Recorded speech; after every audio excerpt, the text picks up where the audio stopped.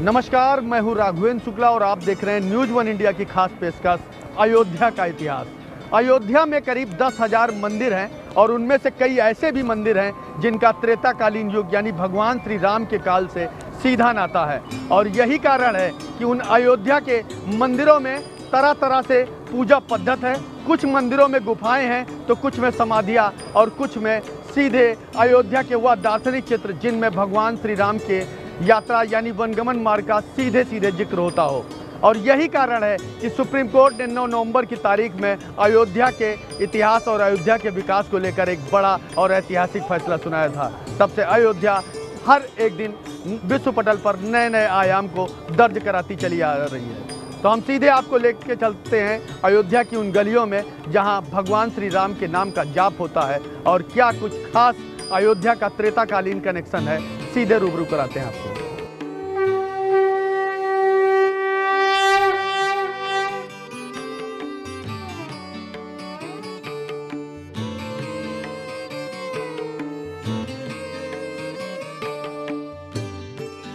राम शब्द दिखने में जितना सुंदर है उससे कहीं महत्वपूर्ण है उसका उच्चारण। राम कहने मात्र से शरीर और मन में अलग ही तरह की प्रतिक्रिया होती है जो हमें आत्मिक शांति देती है। प्रभु श्री राम नाम के उच्चारण से जीवन में सकारात्मक ऊर्जा का संचार होता है। भगवान श्री राम की नगरी अयोध्या वैसे तो पूरे विश्व में प्रसिद्ध है, लेकिन यहां के मंदिरों की प्राचीन काल से चली आ रही संस्कृति अपने आप में अद्भुत है। यूं तो राम नगरी में 10,000 से भी अधिक मंदिर हैं। उनमें से दर्जनों ऐसे भी मंदिर हैं जिनका त्रेता काल से ही विशेष महत्व है। महाराज जी, हम और भी अपने दर्शकों को दिखाना चाहेंगे कि उदासीन इस आश्रम की प्रमुख विशेषताएं क्या क्या हैं। उसमें सबसे खास चीज़ अगर कहा जाए कि समाधियों का एक बड़ा संगम यहाँ पर है। हम आपसे समझेंगे कि और समाधियाँ कहाँ कहाँ पे हैं यहाँ पे और किन किन महापुरुषों की समाधियाँ हैं और साथ ही क्या उद्देश्य रहा इन समाधि बनाने का। देखिए, समाधि का मतलब होता है कि जिन महापुरुष ने अपने जीवन में समर्पित ईश्वर के प्रति जिन्होंने अपने जीवन को समर्पित कर दिया और आने वाली जो परंपरा है उन परंपराओं को कैसे जाना जाए कि यहाँ कौन महापुरुष थे। उन्होंने अपने जीवन के द्वारा, अपने कृति के द्वारा, अपने व्यक्तित्व के द्वारा, अपने शिक्षा के द्वारा, अपने त्याग के द्वारा, अपने तपस्या के द्वारा समाज को उन्होंने क्या बताया। तो उसका एक कहावत होता है कि देखिए, यह शरीर स्थूल शरीर है। स्थूल शरीर का एक सीमा होता है, उसका कोई न कोई परिमापकता है। तो भगवान जब भी अवतरित जो भी मनुष्य होता है स्वतः मनुष्य के रूप में अवतरित होता है तो उसका 100 साल की अवधि होता है। 100 साल पर्यंत वो अपने जीवन के द्वारा उस ज्ञान, प्रथम अवस्था में ज्ञान अर्जित करता है, द्वितीय अवस्था में तपस्या अर्जित करता है, तृतीय अवस्था में अपने ज्ञान और तपस्या के द्वारा समाज को शिक्षित करता है। तो उस शिक्षा को प्रतीक के रूप में, उस शिक्षा को आदर्श के रूप में हम कैसे जानें, इसी परंपरा को हमारे महापुरुषों ने एक महापुरुष के समाधि के रूप में, एक सूक्ष्म रूप में वो आज भी विराजमान है, इसका अनुभूति हम लोगों को होता है। ये तमाम सारी जो यहाँ पर समाधियाँ बनाई गई हैं, क्या ये वही समाधियाँ हैं? हाँ, जो महापुरुषों की हैं? हाँ, वही समाधि हैं। जैसे हमारे महाराज जी जो तीसरे हुए हैं जी, बाबा नारायण राम जी, जो गुरु महाराज जो कि इस आश्रम को भव्य और दिव्यता देने में गुरुजी ने, जिनके देखिए बाबा श्री महंत बाबा संगत बख्श जी, श्री महंत बाबा माधव राम जी, श्री महंत बाबा नारायण राम जी। हम अपने सहयोगी से कहेंगे कि वो दिखाएं इन तमाम सारे जो महापुरुषों की समाधियां हैं वो एक एक कर सभी दिखाएं। तो ये हमारी जो महापुरुषों की जो समाधि बने हुए हैं, ये समाधि प्रतीक के रूप में जाना जाता है। और ये समाधि के माध्यम से हम लोग जानते हैं उन्होंने उदासीन संगत ऋषि आश्रम रानोपाली के लिए क्या किया। महाराज जी ने अपने तपोज्ञान के द्वारा, महाराज जी ने अपने व्यक्तित्व के द्वारा इस समाज को संवारा और उदासीन संप्रदाय नहीं, खर दर्शन साधु समाज को उन्होंने एक आदेश। हम एक एक कर सबका परिचय कराते चलेंगे अपने सहयोगी के माध्यम से। श्री महंत बाबा केशव राम जी की यह समाधि स्थल है, यह समाधि बाबा केशव राम जी की है। और ठीक अगर हमारे दाहिने साइड की बात की जाए तो इधर भी कई सारी समाधियां हैं। ये हम सहयोगी से ज़रूर कहेंगे कि चूँकि दिव्य दर्शन है महापुरुषों का, हमारे न्यूज़ वन इंडिया पर सभी जो भी दर्शक जुड़े हुए हैं सब जो है एक एक कर समाधियों का दर्शन करेंगे। और ये चूँकि महापुरुष रहे हैं, इन्होंने एक बड़ा ही त्याग किया है समाज के लिए। और कहा जाता है कि जिस तरह से बगैर गुरु के सब कुछ अधूरा है। देखिए यहाँ पर भी जो है ब्रह्मकालीन महंत बाबा दामोदर दास जी हैं, यह उनकी समाधि है। और इसी तरह पूरी मंदिर में जो कहा जाए कि महंत बाबा माधोराम जी हैं, उनकी समाधि स्थल बनाई गई है। इसी तरह से पूरे मंदिर में, यानी एक तरफ जहां भगवान श्री राम के प्रतिमाओं को जो है सजाया गया है, उनकी पूजा पाठ होता है, वहीं गुरुजनों की भी समाधि स्थल यहीं पर बनाई गई हैं और उनको भी उसी तरह से पूजा जाता है, उसी तरह से उनकी भी आराधना की जाती है। ऐसा ही एक आश्रम है उदासीन ऋषि आश्रम रानोपाली, जिसका सीधा सरोकार भगवान राम से जुड़ा है। माना जाता है कि उदासीन ऋषि आश्रम में ही वनवास से पहले भगवान श्री राम ने अपने राजसी वस्त्रों का त्याग किया था और उदासीन वस्त्र धारण कर वन की ओर प्रस्थान किया। मान्यता है कि 18वीं शताब्दी के उत्तरार्ध में आश्रम के संस्थापक बाबा संगत बख्श की रूहानी शख्सियत से प्रभावित अवध के तत्कालीन नवाब भी उनके मुरीद बन गए। नवाब ने बाबा को 500 बीघा जमीन दान की, जिसके बाद इसी परिवार में उदासीन आश्रम का निर्माण हुआ। आश्रम में प्राचीन मंदिर के साथ कई नए प्रखंड शानदार वास्तु के नमूने हैं। उदासीन ऋषि आश्रम रानोपाली उदासीन संप्रदाय की सर्वोच्च पीठ भी है। देखिए, उदासीन जो परंपरा रही, अद्भुत परंपरा है। आप यदि त्रेता युग में भगवान के वनगमन या भगवान के जन कल्याण की यदि आप अध्ययन करेंगे, जब भगवान शिक्षा ग्रहण किए, शिक्षा ग्रहण करने के अनंतर मर्यादा पुरुषोत्तम भगवान श्री राम उनके परम पूज्य चक्रवर्ती सम्राट राजा दशरथ के सामने विश्वामित्र महामुनि ज्ञानी, हम शास्त्रों में भी पर्यालोचन करते हैं और जो अवधी भाषा में, लोकहित भाषा में जो रामचरितमानस है, उसका यदि आप स्वाध्याय करें, उसका अध्ययन करें, तो उसमें यह मिलता है कि उस काल में सुप्रसिद्ध भरद्वाज मुनि हुए, विश्वामित्र जी हुए, उन सभी, क्योंकि देखिए उस समय भरद्वाज जी के सामने भी अगर आप देखेंगे, हम अभी वर्णन करेंगे, तो विश्वामित्र मुनि त्रेता युग में भगवान मर्यादा पुरुषोत्तम भगवान राम विश्वामित्र जी के आश्रम गए और विश्वामित्र जी ने जन कल्याण के लिए जो यज्ञ कर रहे थे, उस यज्ञ को रक्षा करने हेतु भगवान मर्यादा पुरुषोत्तम भगवान उनके आश्रम में गए।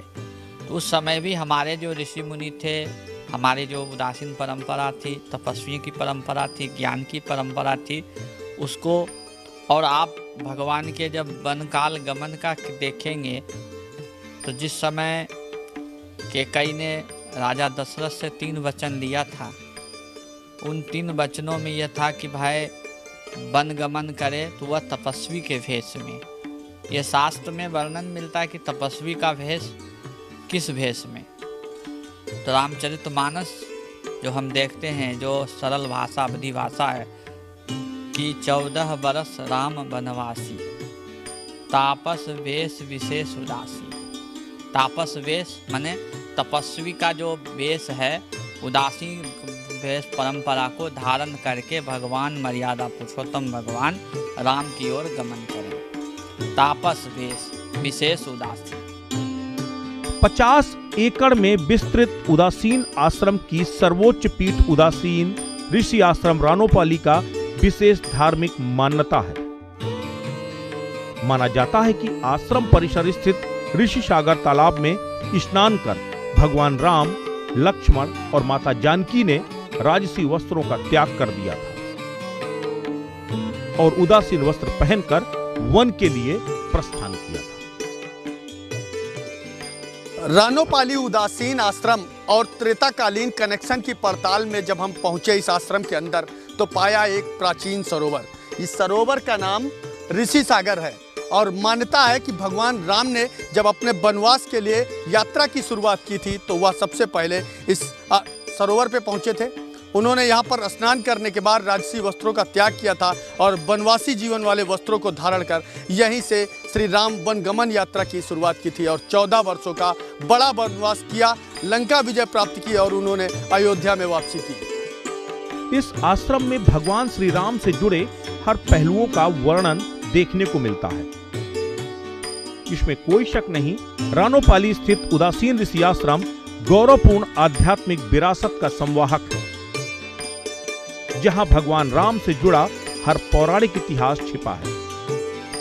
श्री राम शोध पुस्तकालय शोध संस्थान में रखी किताबों में भगवान श्री राम से जुड़े हर पहलू का वर्णन है। हम पहुंचे हैं इस समय श्री राम शोध पीठ, जहां की लाइब्रेरी में रखी हैं हजारों पुस्तकें और इन पुस्तकों में रचा है सीधा राम के जमाने से और अयोध्या के मंदिरों का सीधे कनेक्शन का इतिहास। तो हम उन पुस्तकों को खंगालते हैं और पता करते हैं कि अयोध्या के आखिर वह कौन से मंदिर हैं जिनमें हजारों वर्षों का पुराना इतिहास लिखा हुआ है और उस मंदिर को हम दिखाते हैं पूरा अयोध्या से राम कनेक्शन। सैकड़ों एकड़ में बने इस आश्रम में बहुत जल्द आधुनिक सुविधाएं समेत मेडिकल कॉलेज की तरह अस्पताल और सीबीएसई बोर्ड में हायर क्लासेज विद्यालय बनाने की योजना है, जो अयोध्या के विकास में 4 चांद लगाएगी। हालांकि आश्रम में संस्कृत महाविद्यालय स्थापित है। इस महाविद्यालय में शिक्षा ग्रहण कर देश विदेश के लाखों छात्र अपना मुकाम हासिल कर चुके हैं। आश्रम परिसर में देसी गोवंश के संरक्षण और संवर्धन के लिए गौशाला भी बनाई गई है। महाराज जी, अन्य धर्मों की अपेक्षा सनातन धर्म में गौ सेवा को जो है प्रमुख माना गया है, क्या कारण है? देखिए, हमारी जो सनातन वैदिक परंपरा रही और वेद परंपरा में ये धर्म के एक प्रतीक के रूप में माना गया कि भाई धर्म को कैसे पहचाना जाए। धर्म को जैसे गौ, ब्राह्मण, वेद, सनातन जो भी ग्रंथें हैं उनका रक्षा करना ही, और उसमें गौ को प्रधानता इसलिए दिया गया है कि हमारे सनातन वैदिक परंपरा या सनातन शास्त्रों के द्वारा, हमारे परंपराओं के द्वारा यह वेदित होता है कि गौ माता के सेवन से 33 करोड़ देवी देवताओं का सेवन किया जाता है। तो उस अन्य धर्म की अपेक्षा हमारे यहाँ गौ सेवा प्रधानता के रूप में माना गया है। साथ ही आश्रम में 1000 संतों के एक साथ भोजन के लिए भव्य भोजनालय और संत निवास भी बनाया गया है। रानोपाली स्थित उदासीन ऋषि आश्रम में स्थित मंदिर में भगवान श्री राम के चित्रण के अलावा कई अतिरिक्त समाधियां भी मौजूद हैं, जिनका अपने आप में विशेष महत्व है। वैसे तो अयोध्या में हर एक मंदिर में पूजा पाठ करने की अपनी अलग अलग परंपरा है, लेकिन उदासीन आश्रम की अगर बात करें तो उदासीन आश्रम के इस मंदिर में समाधियां ही बनाई गई हैं। तमाम ईश्वर की प्रतिमाएं भी हैं, गुरुजनों की समाधियां भी हैं। कैसे आखिर यहाँ की पूजा का पूरा तरीका है, कैसे जो है अपने भगवान, अपने गुरुदेव की पूजा करते हैं यहाँ के पुजारी और यहाँ के महंत, हम उनसे समझने की कोशिश करते हैं उन्हीं की जुबानी। महाराज जी, यहाँ पर तमाम सारी समाधियाँ स्थापित हैं, क्या मान्यता है? ऐसा है कि हमारे जो परंपरा, उदासीन संप्रदाय की जो परंपरा है, हम सनातन परंपरा के जो हमारे महापुरुष थे जिन्होंने इस आश्रम का स्थापना किया, जो आप जहाँ पर अभी खड़े हैं, हमारे उदासीन संप्रदाय के प्रमुख आचार्यों में जगत गुरु श्री चंद्र भगवान जी हैं और इसके बाद परम पूज्य गुरुदेव श्री बाबा संगत बख्श जी की समाधि है, परम पूज्य गुरुदेव श्री बाबा माधवराम जी की समाधि। थोड़ा सा हमारे दर्शकों को आप दिखाते चलें कि ये जो है जगत गुरु श्री चंद्र भगवान जी की समाधि है, जगत गुरु श्री चंद्र भगवान जी की समाधि नहीं है, ये उनकी प्रतिमा है। आचार्य जी की मूर्ति है, जो हमारे आचार्य हैं, उदासीन संप्रदाय के आचार्य हैं। महाराज जी, उन समाधियों का जो जिक्र होता है, चूंकि उदासीन आश्रम में समाधियों का अपना एक अलग जो है कहा जाता है कि एक अलग सा वाइब्रेशन होता है, यहाँ पर एक अलग सी शांति रहती है। उस समाधि को जो है हम जरूर अपने दर्शकों को दिखाना चाहेंगे। हालांकि कई सारी समाधियाँ यहाँ पर बनी हैं, प्रमुख जो है वह यह समाधि है श्री महंत बाबा संगत बख्श जी। हम अपने सहयोगी से कहेंगे कि वह दिखाएं जूम करके कि किस तरह से जो है यहाँ पर समाधि स्थापित है और यहीं से जो है उदासीन आश्रम की परंपरा की शुरुआत हुई थी।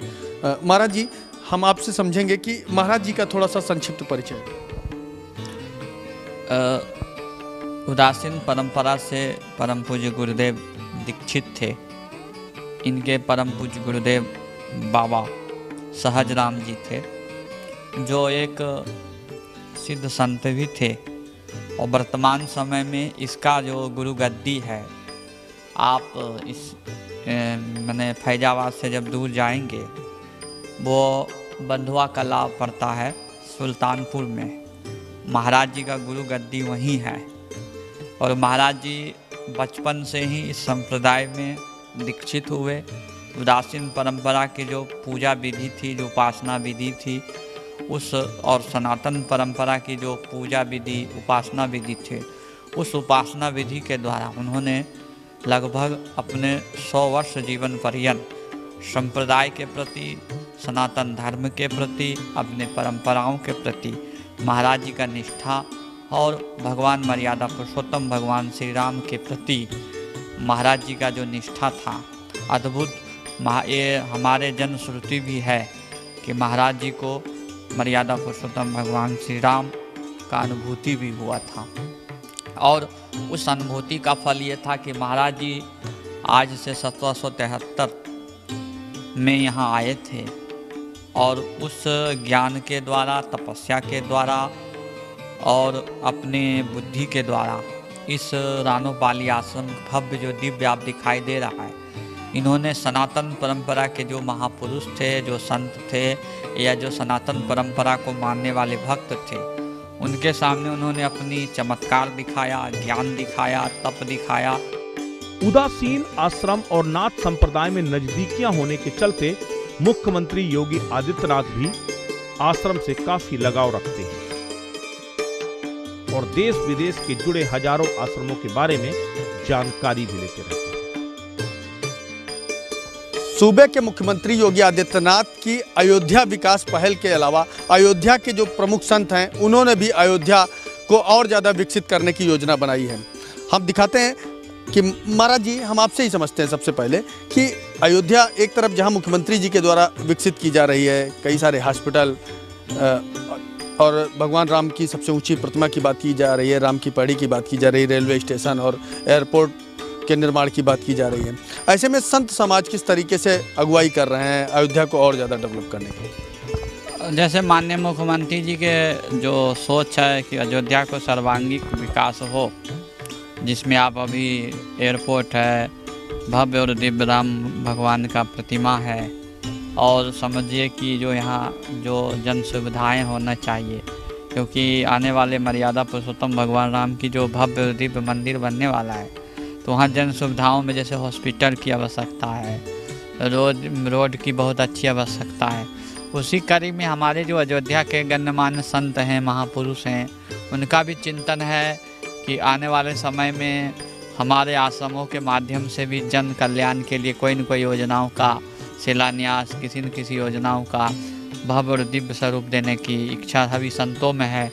किस तरीके का प्लान किया है महाराज जी आपने? चूँकि रानोपाली आश्रम उदासीन एक बहुत अपने आप में बड़ा अखाड़ा माना जाता है, बड़ा आश्रम माना जाता है, किस तरीके से आप इस डेवलप करने का प्लान कर रहे हैं? जैसे हमारे महाराज जी का, हमारे परम पूज्य गुरुदेव तपस्वी बाबा कल्याण दास जी का भी इच्छा है कि भविष्य में एक दिव्य और भव्य एक विद्यालय होना चाहिए।